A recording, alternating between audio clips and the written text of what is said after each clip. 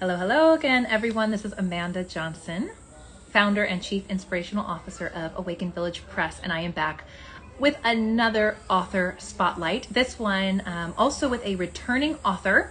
I've had the privilege and pleasure of speaking with Trish Campbell one other time, right around the time her book was, I think, coming out, or maybe just in advance of that. But we're really excited to have her back on today to share a little bit more about her book, Love Me, and hear how the journey has been going, hear about her experience on our writer's retreat back in 2019, and of course, any advice she has for you as a forthcoming author.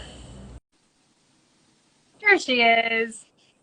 Hi, How are you? I'm doing well. How are you? Good to see you. Good to see you too. My headphones aren't connected and I want to make sure that they are. So give me.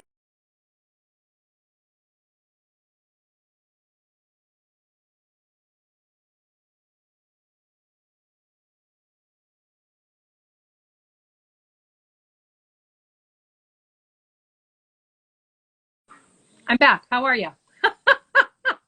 There, are you there?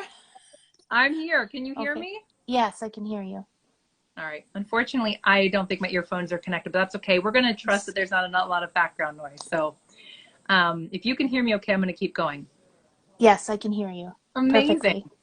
Wonderful. Well, I was introducing you and then I paused and now I'm back. And I love that you're wearing like paraphernalia of your book. That's so Yeah, phenomenal. my I love it. merch, my merch. Your merch. You got your merch on. I love it. All right. How are you? So Trish Campbell, for those who have maybe seen you here before, some people watching may know you, some don't. I just want to kick off by just having you introduce yourself a little bit, who you are in the world, what you stand for, and then we're going to dive in a little bit about how this book journey has been evolving for you since Mhm. it was released into the world, and then we're going to get some insight and advice and good wisdom from you at the end. So talk about, who you are in the world. Give us a little Who, introduction. who am I in the world? That's an interesting question. Right now, I am a author. I'm a speaker, and I'm a transformational coach, helping people, helping individuals, helping groups, taking this work into corporate as well, doing the work around healing and finding our center, remembering who we are, finding that foundation, and nurturing that foundation of self-love, because that is where we benefit, bring the most benefit in our day-to-day, in our relationships, in every relationship, but in our life, and nurturing that home within. So that's who I am right now. I've have experience in the corporate world, and now I'm kind of taking my work back there. That's where I want to be, kind of making a positive impact and change in that space. So with this book, with this message.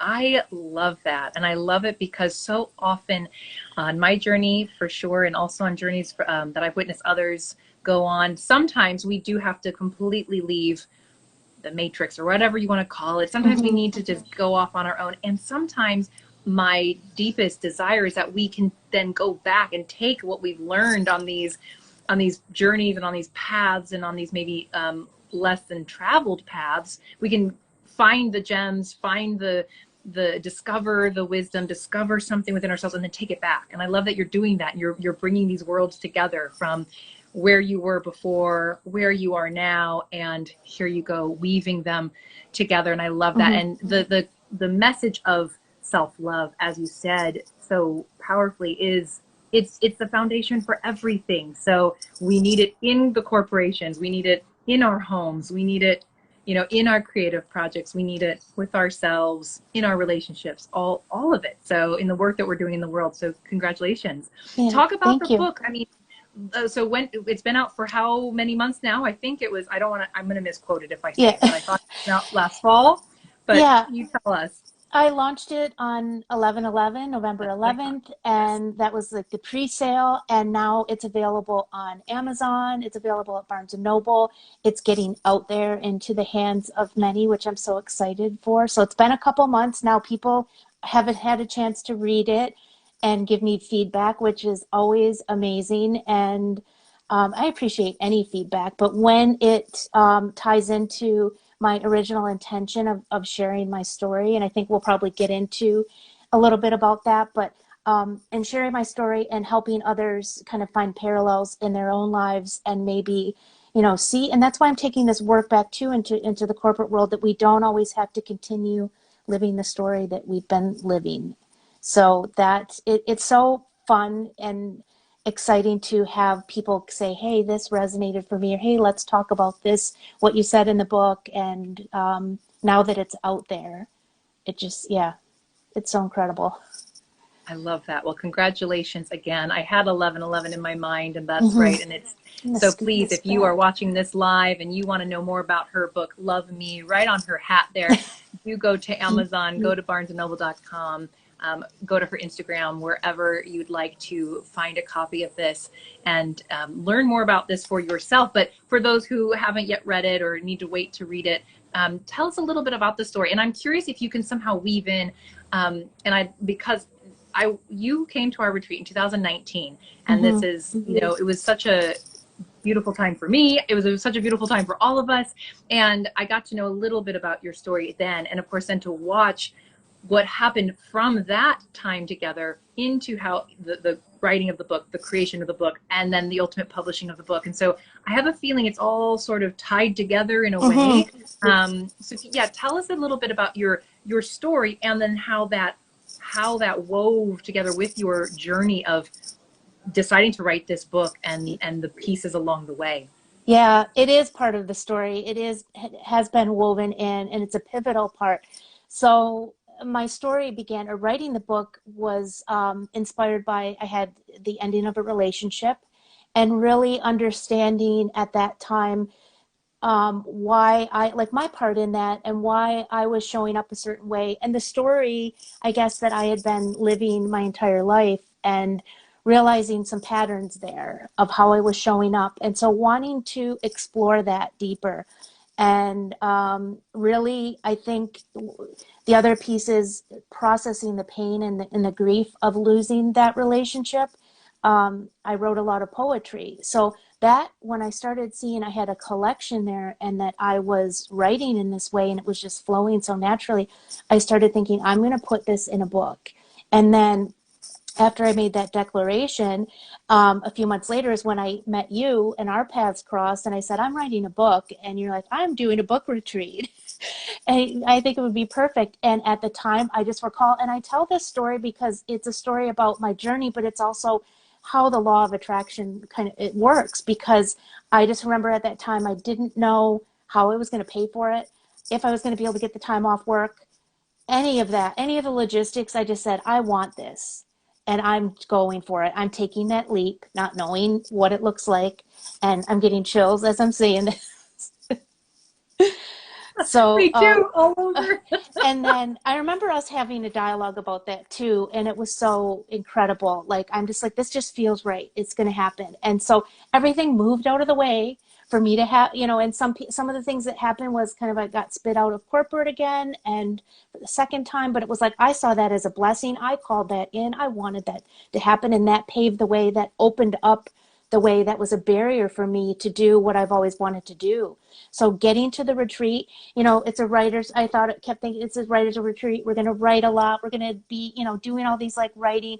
And little did I know it was going to be the most healing and transformational time. Everybody showed up to that retreat. If you remember, we were just like beside ourselves with emotion at times, like just how everybody showed up so raw and vulnerable. And for me, from the very first workshop we did, Rodolfo talking about our stories, and I was like, I always knew there were dots there that were kind of like in my childhood, and why, connected to who I was, but really helped me connect the dots.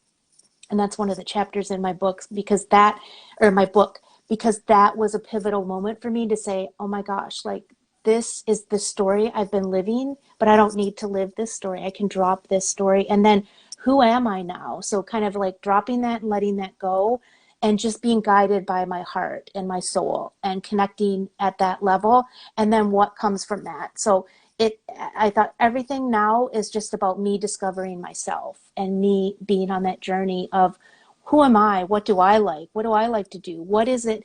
And then I remembered I like to paint. The writing, that was just a natural thing that came, like the poetry. And then, remembering that I was creative and that I could do this. So I not only wrote it, but I wrote it in a creative way where I took the poetry and then combined that with the story and really wove that together to create something that's like an artwork in written form. And remembering that who I was and how I had lost sight of that in my life because I was showing up for other people, being received as how other people would receive me. So I showed up that way rather than authentically. And not to say it was in a fake way. It was just like I realized that I was accepted if I was a little bit quieter at this point, or a little bit softer and not so expressive in my how I dress, or whatever it might be, that we have to do to be accepted and loved in society, and that we think we have to go through all of these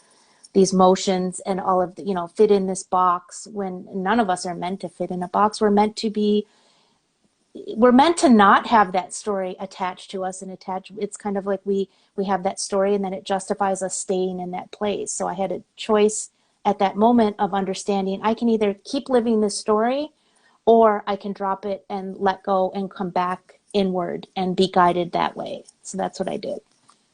Wow, I have so many more goosebumps. And Trish, you said so many things that I'm so grateful for. A few, just again, remembering that first workshop and the power of that. And what's so beautiful to me about we live the story, and then we decide, okay, I'm going to write it.